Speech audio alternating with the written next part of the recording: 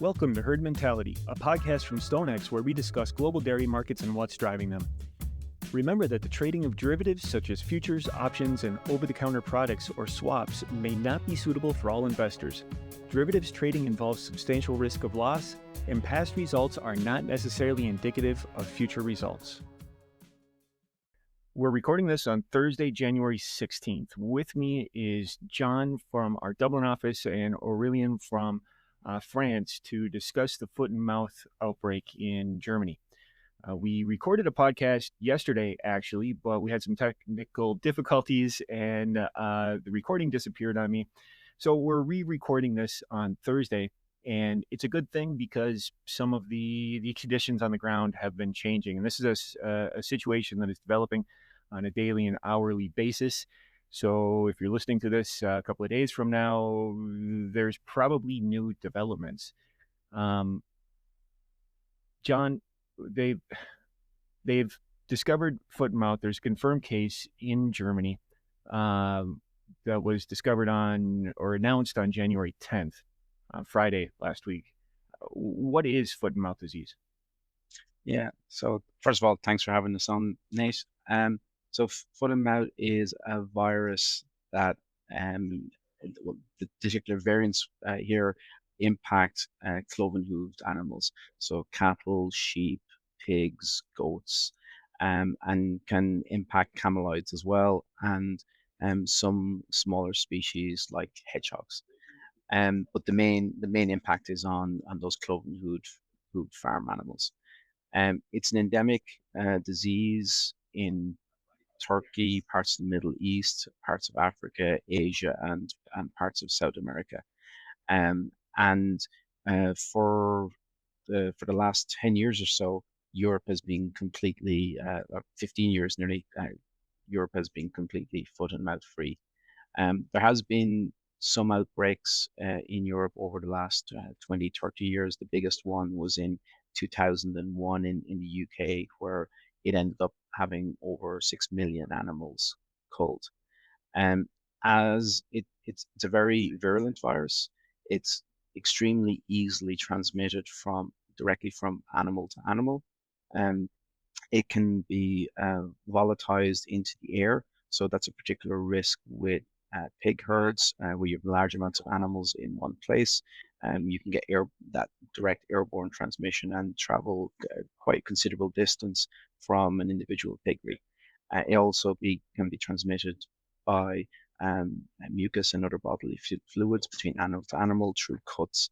And it can also be transmitted by inanimate means, either on clothing of humans or on farm machinery, wheels of lorries or cars even, and it has a reasonable amount of survivability directly outside of a host. And so once it gets going and gets into a widespread um, widespread access across a population, it can be difficult to stop. You said bodily fluid, so does it show up in the milk? Yes, it shows up in milk. It shows up in meat, semen, mucus. It can in all of those. It's not the particular variants that infect cattle are not a risk to humans and are destroyed through pasteurization process. So there's no human health risk here. It's purely an animal health risk uh, to those species. And when it's popped up in Europe before, what has the impact been on the animals? It's been pretty significant. Going back to that 2001 outbreak, it started in Essex in the UK near London. Um, the vector is thought to be waste airline food that was then fed to pigs. Normally, or that those types of waste food materials are supposed to go through a pasteurization, sterilization process, but obviously it wasn't thorough enough in this specific case, and an infected food. It could have been meat. That's probably the most likely vector there. Um, was fed to the pigs, and those pigs contracted foot and mouth, and then it became effectively a pandemic across the UK. At that stage, they culled over 6 million animals in the UK, um, sheep, pigs, cattle. About 14% of the 14% of the sheep flock, I should say, was culled, and about 7% of the cattle herd. So it was a very, very significant impact. Direct economic impact was somewhere in the region of £3 billion at the time. That's in 2001. We have had a small amount of inflation in the meantime, and indirect economic impact is estimated somewhere around the 5 billion mark, because tourism was badly impacted. Um, most outdoor events were cancelled, etc. Now, since that big outbreak in 2001, there was two smaller outbreaks, right? Hmm. Yes. There was another outbreak in 2008 in the UK, which was an escape from a lab through incorrect disposal of a foot and mouth sample. That was a very small outbreak, and it was contained almost straight away. And there was also an outbreak in Bulgaria in 2011, and that was got under control in a relatively short period of time, a couple of months, and there was I think, about 1,500 animals culled during that outbreak. So it is possible to close it down relatively quickly if you can catch it in time. In 2001, there were also small outbreaks in Ireland, and which was confined to a small peninsula on the east coast called the Bully Peninsula, where there was mostly sheep impacted, and there were small outbreaks in Netherlands as well, and, and these were both, I should say, brought under control quickly with a limited amount of culling. So worst case scenario is more towards, say, UK 2001 situation. Best case is um, a very quick detection and limitation of where the where the disease can move to. And so, just to make it clear, when this is detected on a farm, um, the the strategy for containment is to kill all of the cloven hoofed animals on the farm and on nearby farms as a precautionary measure, right? Exactly. So the farm it was found on in Germany was near Berlin. It had 11 water buffalo, a relatively unusual species in Germany. And three of those were found to be have tested positive with foot and mouth, and immediately the entire once they found the test results, the entire herd was culled, and then within a kilometer zone around that, they also have culled another 170 pigs, 55 sheep and goats, and I think another three cows, all of which have been tested and have come back negative for foot and mouth.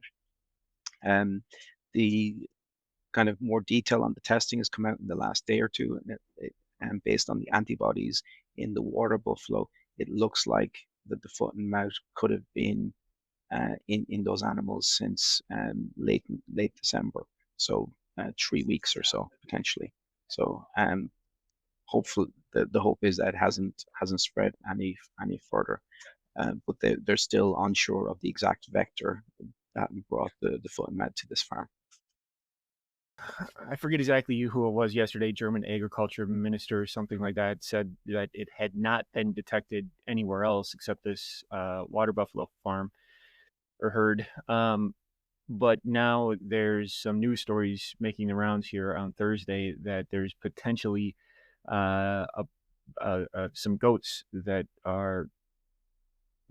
have the disease. Yeah, they've found some. My understanding is they found some goats that have symptoms that could be related to foot and mouth. So they're currently doing the testing of that, and those farms I would assume have been isolated in the meantime. So hopefully it comes back negative. It's something else. They can do relatively quick PCR tests on that to and get results back relatively quickly. So far from the supply side, we haven't killed a significant number of dairy cows, maybe no dairy cows yet. If it's contained to a couple of farms, the the impact on supply could be very minimal to nothing.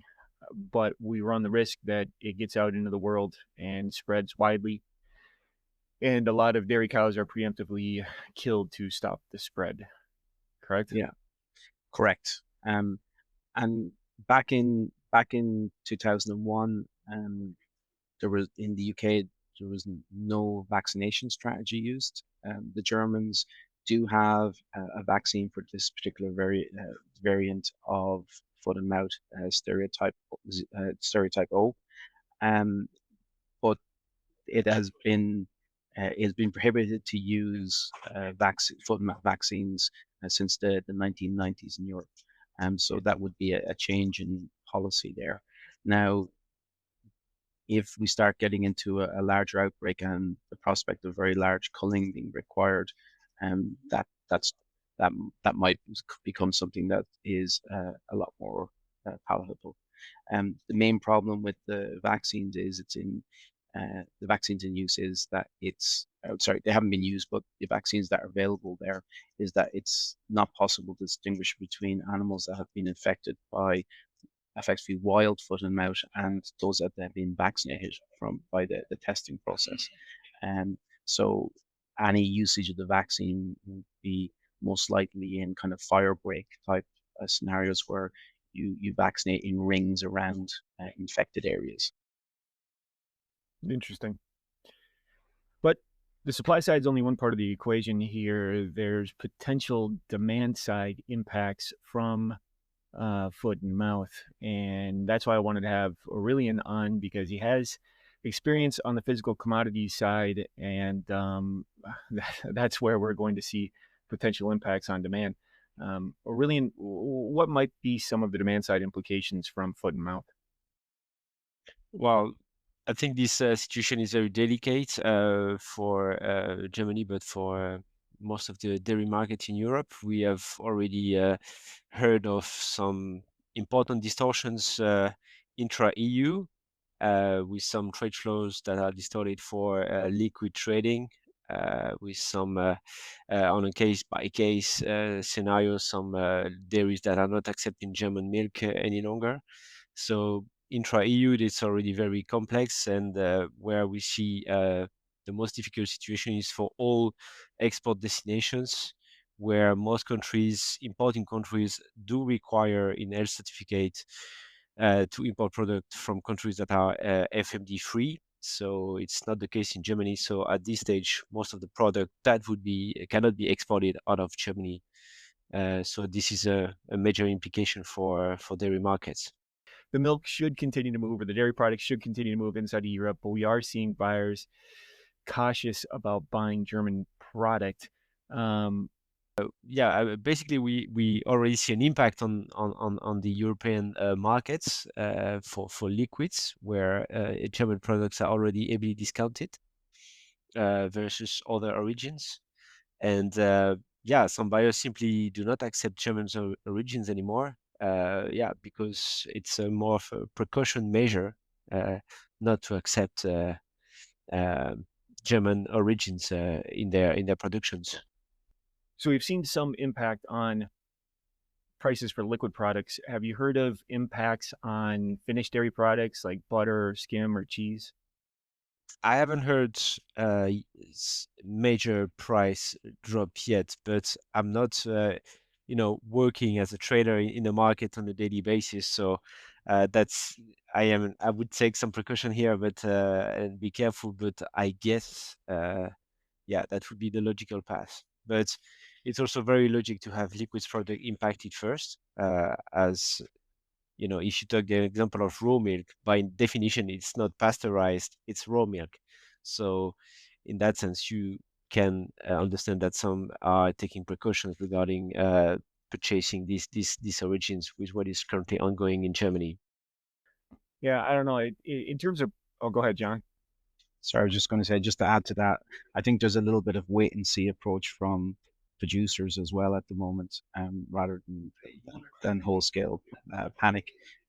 Exactly as Aurelien says, the liquid market is a very short shelf life. You need to move it very quickly. So we see this in normal circumstances, small differences in supply and demand there move prices around a lot. For example, around Christmas or after Easter, after Christmas, Easter, etc.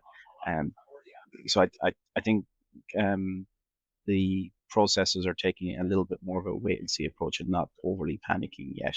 So we're not necessarily seeing a fire sale. Theoretically, well, let's say there's enough processing capacity inside of Germany to process that liquid milk instead of sending it to Italy or Poland. They could take the milk right now, turn it into finished dairy products, and while they can't ship it outside of Europe because they can't declare it FMD free, they could still move that product to countries inside of Europe where it might be used as an ingredient in a different product, like biscuits or like processed cheese.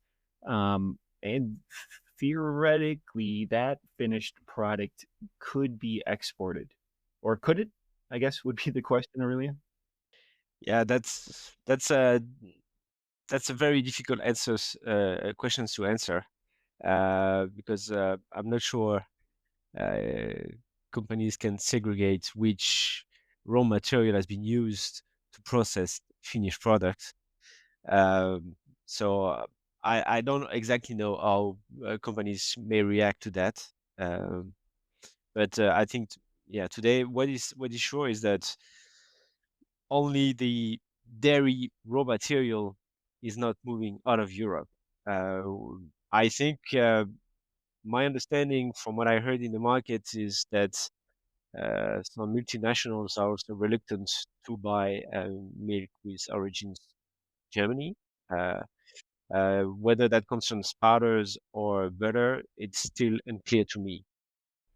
Yeah, understood.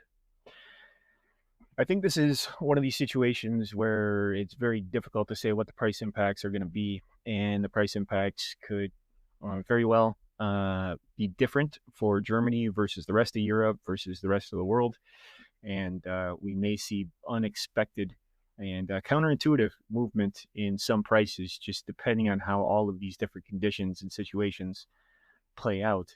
Um, as I said at the beginning, this is a developing situation where new developments could change the storyline dramatically. Um, you know, it if you're listening to this in the future, keep that in mind and look into current conditions around foot and mouth spread inside of Europe. With that, I want to thank you, John and Aurelien, for your time today. Thanks Welcome. very much, Nate. Thanks, Nate. The StoneX Dairy team spans the US, EU, Asia, and Oceania, providing market intelligence, analysis, and forecasts through our interactive data platform called StoneX Plus, as well as full-service brokerage on the major dairy exchanges, the CME, EEX, and SGX. If you're interested in finding out more about our market intelligence or brokerage services, you can find more information on stonex.com. This communication is issued in the European Economic Area by StoneX Financial Europe SA, SFE by the SFE presenters noted. StoneX is the trade name used by StoneX Group Inc. and all its associated entities and subsidiaries. StoneX Group Inc. companies provide financial services worldwide through its subsidiaries, including physical commodities, securities, exchange traded and over-the-counter, under derivatives, risk management, global payments, and foreign exchange products in accordance with applicable law in the jurisdictions where services are provided. References to certain over-the-counter products or swaps are made on behalf of StoneX Markets, LLC SXM, a member of the National Futures Association NFA and provisionally registered with the U.S. Commodity Futures Trading Commission CFTC as a swap dealer. SXM products are designed only for individuals or firms who qualify under CFTC rules as an eligible contract participant ACPAT and who have been accepted as customers of SXM. Wealth management is offered through SA Stone Wealth Management Inc., member FINRA/SIPC, and SA Stone Investment Advisors Inc., and SEC Registered Investment Advisor, both wholly owned subsidiaries of StoneX Group Inc. StoneX Financial Limited SFL is registered in England and Wales. Company No. 5,616,500. 486. SFL is authorized and regulated by the Financial Conduct Authority registration number FRN 446717 to provide to professional and eligible customers including arrangement, execution and, where required, clearing derivative transactions in exchange-traded futures and options. SFL is also authorized to engage in the arrangement and execution of transactions in certain OTC products, certain securities trading, precious metals trading and payment services to eligible customers. SFL is authorized regulated by the Financial Conduct Authority under the Payment Services Regulations 2017 for the provision of payment services. SFL is a Category 1 ring dealing member of the London Metal Exchange. In addition, SFL also engages in other physically delivered commodities business and other general business activities which are unregulated and not required to be authorized by the Financial Conduct Authority. StoneX Financial Europe SA. SFE is a securities trading firm registered in the Grand Duchy of Luxembourg under Company No. RC Lux B 10821. SFE is authorized by the Luxembourg Ministry of Finance and regulated by the Commission de Surveillance du Secteur Financier Registration No. P00000 to carry out, inter alia, the activities of investment advisor, portfolio manager, professional acting on own account, broker in financial instruments, and commission agent. StoneX Financial Pte Ltd Co. Reg. No. 2011305988R SFP is regulated by the Monetary Authority of Singapore and is a capital market service licensee for dealing in capital market products, an exempt financial advisor for advising on investment products and issuing or promulgating analyses/reports on investment products, and a major payment institution for cross-border money transfer service. StoneX Financial HK Limited C. No. BCQ 152 SHK is regulated by the Hong Kong Securities and Futures Commission for dealing in futures contracts. StoneX Group Inc. acts as agent for SFL in New York with respect to its payment services business. StoneX Financial Thai Limited SFA Akin 141774727 holds an Australian financial service license and is regulated by the Australian Securities and Investments Commission AFSL 345646. StoneX Securities Co. Limited SSJ Co. Reg. No. 010401047199 is regulated by the Japanese Financial Ser. ISIS Agency as a Taipei Financial Instruments Business Operator. Kanto Local Finance Bureau FIBO No. 291 is a member of the Financial Futures Association of Japan for dealing and broking FX and FX option transactions, and is a member of the Japan Securities Dealers Association for dealing and broking stock indices and option transactions. The information herein is not a recommendation to trade nor investment research or an offer to buy or sell any financial product. It does not take into account your particular investment objectives, financial situation, or needs, and does not create a binding obligation on any of the StoneX Group Inc. of companies to enter into any transaction with you. You are advised to perform an independent investigation of any transaction to determine whether any transaction is suitable for you. This material should be construed as the solicitation of an account, order, and/or services provided by the FCM division of StoneX Financial Inc., SFI NFAID 0476094 or StoneX Markets LLC SXM NFAID 0449652 and represents the opinions and viewpoints of the individual authors or presenters and does not necessarily reflect the viewpoints of SFI or SXM. It does not constitute an individualized recommendation or take into account the particular trading objectives, financial situations, or needs of individual customers. Additionally, this material should not be construed as research material. The trading of derivatives such as futures, options, and over-the-counter OC products or swaps may not be suitable for all investors. Derivatives trading involves substantial risk of loss, and you should fully understand the risks prior to trading. Past results are not necessarily indicative of future results. All references to and discussion of OTC products or swaps are made solely on behalf of SXM. All references to futures and options on futures trading are made solely on behalf of SFI. SXM products are intended to be traded only by individuals or firms who qualify under CFTC rules as an eligible contract participant ACPA and who have been accepted as customers of SXM. SFI and SXM are not responsible for any redistribution of this material by third parties or any trading decisions taken by persons not intended to view this material. Information contained herein was obtained from sources believed to be reliable, but is not guaranteed as to its accuracy. Contact designated personnel from SFI or SXM for specific trading advice to meet your trading preferences. SFP may distribute analysis/report produced by its respective foreign affiliates within the StoneX Group of companies pursuant to an arrangement under Regulation 32C of the Financial Advisors Regulations. Recipients should contact SFP at 656-309-1000 for any matters arising from or in connection with this podcast. No part of this material may be copied or duplicated in any form by any means or redistributed without the prior written consent of StoneX Group Inc. The podcast herein is not directed to or intended for distribution to or use by any person or entity who is a citizen or resident of or located in any locality, state, country, or other jurisdiction where such distribution, publication, availability, or use would be contrary to law or regulation. Copyright 2024 StoneX Group Inc. All rights reserved.